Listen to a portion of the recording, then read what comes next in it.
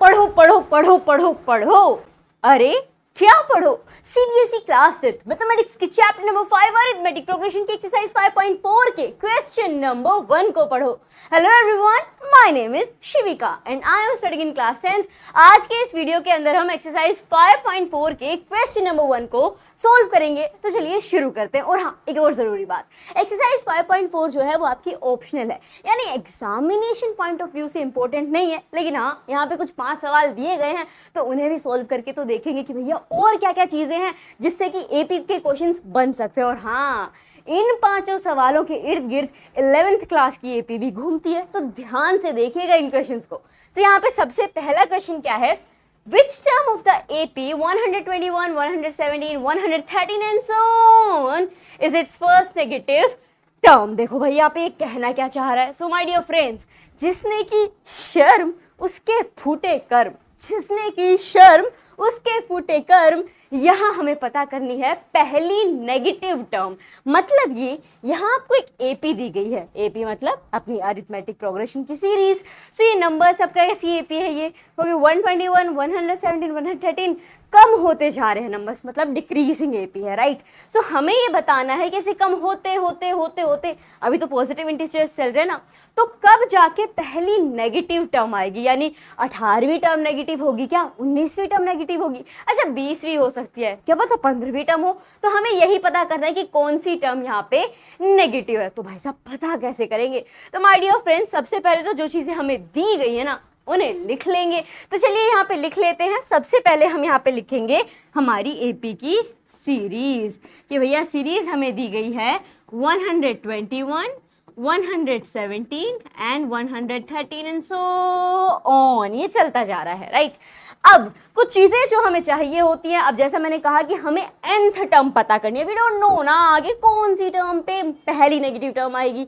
इसी हिसाब से ये तो यही होगा कि हमें nth टर्म पता करनी होगी। और nth टर्म कैसे पता करते हैं, ये फॉर्मूला आपको अच्छे से पता है। क्या है अपना formula, a + n-1d = a of n। लेकिन उस फॉर्मूला में ये जो a है, d है, n है, इनकी वैल्यूज लगेंगी ना, तो हम पहले उन्हें लिख लेंगे। सो a क्या होता है, a होता है हमारा फर्स्ट टर्म। फर्स्ट टर्म को हम a से डिनोट करते हैं। सो यहाँ पे आपकी पहली टर्म क्या है, फटाफट से बताइए। यहाँ आपकी पहली टर्म है 121। अब आ जाते हैं आगे, और किसकी जरूरत पड़ेगी, एक पड़ेगी जरूरत डी की, राइट। डिफरेंस, कॉमन डिफरेंस जो होता है।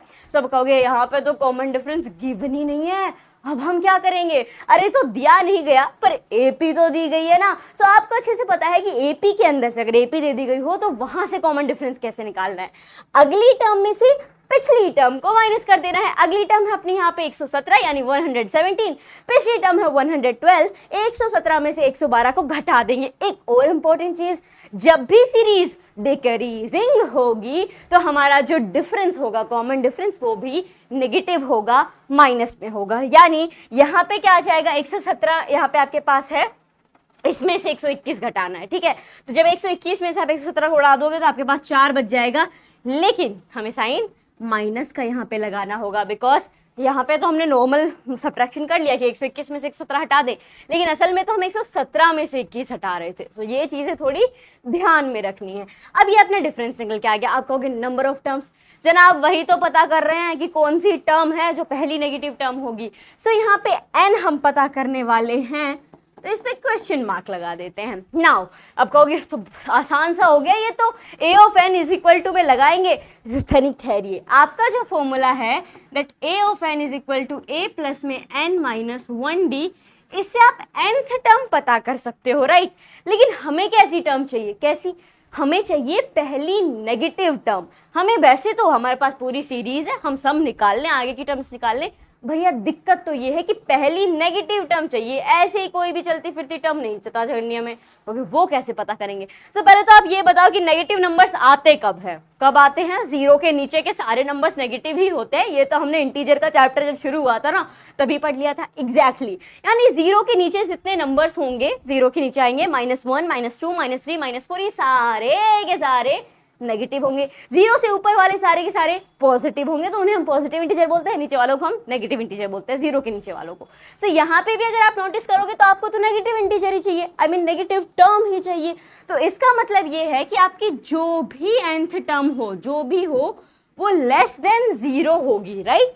लेस देन 0 होगी तभी हम कह पाएंगे कि हाँ यही है पहली नेगेटिव टर्म। अब a ऑफ n का फॉर्मूला अब आपको लगाना है, इक्वल्स टू में a ऑफ n नहीं रखना, अब आपको ये रखना है इनइक्वालिटी का कि भैया लेस देन 0 चलेगा यहाँ पे। सो a ऑफ n क्या होता है आपका, a प्लस में n माइनस 1d, यही तो फॉर्मूला है nth टर्म पता करने का। तो जो भी nth टर्म होगी वो लेस देन 0 होगी। ये सॉल्यूशन स्टार्ट हो चुका है, इसको ध्यान से लिखिएगा। तो अब आपने ये फॉर्मूला लिख दिया, अब इस फॉर्मूला में वैल्यू डाल दीजिए। तो चलो वैल्यू डालते हैं, a क्या है 121 है, प्लस n माइनस 1, n क्या है कहोगे ये तो नहीं पता, कोई बात नहीं, आपको जो नहीं पता वो एज इट इज लिख देना है।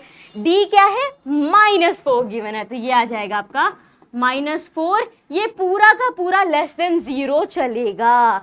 We have to find the end term. मैं बार बार आपको बता रही हूँ कि भाई जो भी टर्म निकलेगी वो नेगेटिव चाहिए, और कोई टर्म से मतलब ही नहीं है। 0 से ऊपर वाली आगे निकालते बैठ रहे हो, उसका क्या मतलब, हमें तो नेगेटिव टर्म चाहिए, तो इसीलिए हम इसे लेस देन 0 लेकर चल रहे हैं। आगे देखो, 121 हो गया आपका 121। अब क्या करना है, अब -4 है, कैसे है ये n-1 के साथ, ये हम मल्टीप्लीकेशन के अंदर, तो आपको भी यहाँ पे मल्टीप्लाई कर देना है। तो जब आप प्लस का n है, प्लस माइनस माइनस हो जाएगा, तो 4n हो जाएगा यहाँ पे ये माइनस का। सिमिलरली माइनस माइनस प्लस हो जाएगा, तो ये आपके पास प्लस का 4 आ जाएगा, बिकॉज 4 एक कम 4 होता है ना, 4 1 जा 4। ये भी अभी भी ऐसे ही चल रहा है, लेस देन 0, 0 बड़ा है इन सबसे। अब देखो ये 121 है, मतलब हाँ ये 4 है, वहाँ एक जैसे नंबर्स हैं जी, बिल्कुल ना, वेरिएबल वेरिएबल, ये तो एकदम प्योर नंबर है, नेचुरल नंबर्स, बिल्कुल। सो हम इन दोनों को ऐड कर सकते हैं, बिकॉज ये भी प्लस का है, ये भी प्लस का है। तो 121 में जब आप जोड़ दोगे 4, तो कितने बचेंगे, ये बचेंगे 125, ठीक है। अब आप कहोगे तनिक ठहरिए, ये -49 कहाँ चला गया। सो माय डियर फ्रेंड्स, हमने क्या किया ना, ये -49 इस तरफ था, हमें n की जरूरत है, सॉरी -4n इस तरफ था, तो हमें खाली n की जरूरत है। बोलो जी बिल्कुल n की ही जरूरत है।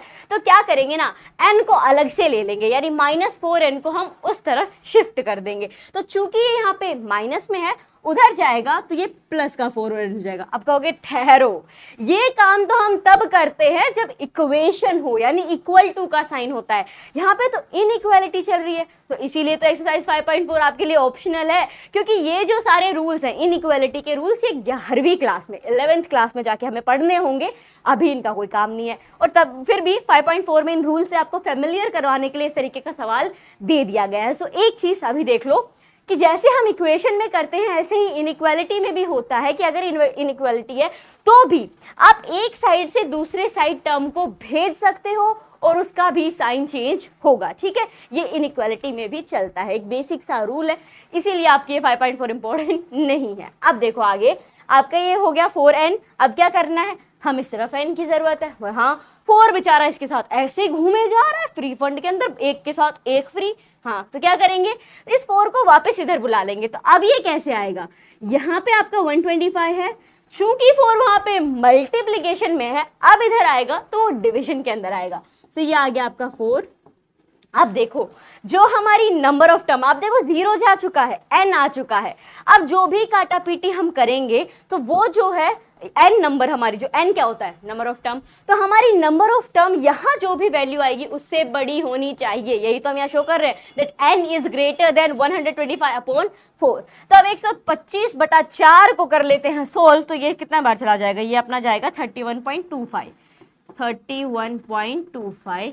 आप देखो, अब कहोगे ये तो आ गया आंसर, अब हम क्या कर पाएंगे, ये तो ऐसे हो गया कि भैया n जो है वो इससे बड़ा होना चाहिए। जी बिल्कुल, ये ऐसे ही हो गया कि नंबर ऑफ टर्म जो है वो 31.25 से बड़ी होनी चाहिए। अब आप खुद सोचो, डेसिमल और फ्रैक्शन के अंदर कभी भी नंबर ऑफ टर्म नहीं होती है, और यहाँ आपको साफ साफ सीधा सीधा इंडिकेशन दे दिया गया है कि देखो बबुआ, जो भी टर्म होगी ना वो 31.25 से बड़ी होगी। तो 31.25 से बड़ा नंबर क्या ही आएगा, ये आएगा आपका 32। क्या आएगा, 32। इसका मतलब ये है नंबर ऑफ टर्म्स क्या हो जाएंगी, 32 हो जाएंगी। बोले अब ये यहाँ पे आई क्या है, ये 32 भाई आखिरकार है क्या?